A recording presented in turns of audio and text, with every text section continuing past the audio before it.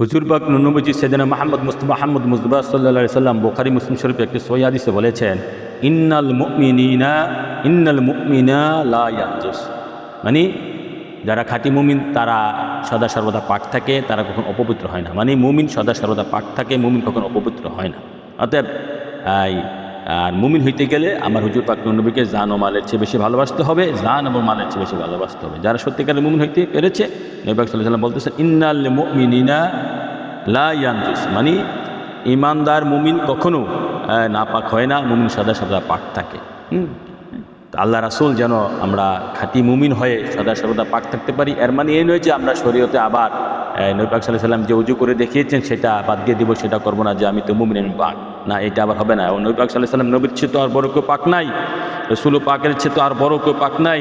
নবী তো পবিত্রতর পবিত্র, পাকেরও পাক, তিনি তো উজু করে দেখাইছেন। অতএব এই উজুও লাগবে, যদিও হাকিকতে মুমিন সদা সর্বদা পাক থাকে। আল্লাহ রাসূল সেই হাদিস বুঝা মানার তৌফিক দান করুক। আমা আলাইহিল বালাগ।